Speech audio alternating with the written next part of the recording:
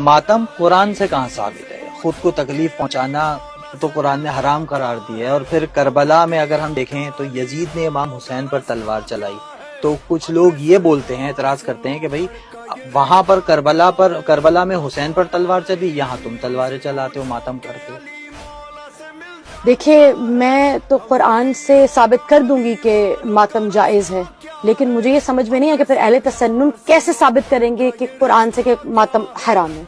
कुरान में इस बात का जवाब तो मौजूद है कि मातम जायज है, लेकिन ये जवाब कहीं नहीं सीरा में मिलता, कहीं अस्वा रसूल में नहीं मिलता कि मातम नाजायज और हराम है। सूरह यूसुफ आयत नंबर 86 में ना, जब हजरत याकूब एक मर्तबा रो रहे हैं तो उनके बच्चों ने उनको वार्निंग दी, ठीक है, हत्ता कि आप जानते किस कदर वो वबियज़्ज़त आइनाहु, उनकी जो आंखें हैं वो सफेद हो गई, ठीक है। उनके बच्चों ने उनको वार्निंग दी कि या बती, आप जिस तरह से रो रहे हैं, अगर आप इस तरह रोते रहे, औ तकूना मिनल हालिकीन, आप इस तरह से रोते रहेंगे, बुका करते रहेंगे तो आप हालिकीन में से हो जाएंगे।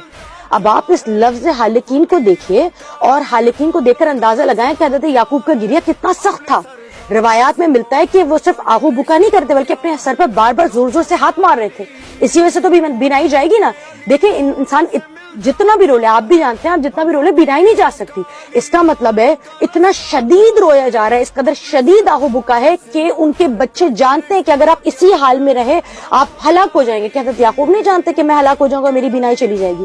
उसके बावजूद मातम कर रहे हैं। और यहाँ पे जो सब लोग कहते हैं ना, आप लोग सब्र करें, मातम करना सब्र की अलामत नहीं है, तो अल्लाह सुब्हानहू व तआला ने इसको न सिर्फ इससे मना किया है बल्कि क्या फसबरुन जमील, यानी इनके बेताब होने, इनके बेकरार होने, इनके रोने, सर पर हाथ मारने, आंखों को अंधा कर लेने पर भी अल्लाह करे फसबरुन जमील। याकूब, ये तो क्या खूबसूरत सब्र था, क्या जमील, क्या हसीन सब्र था।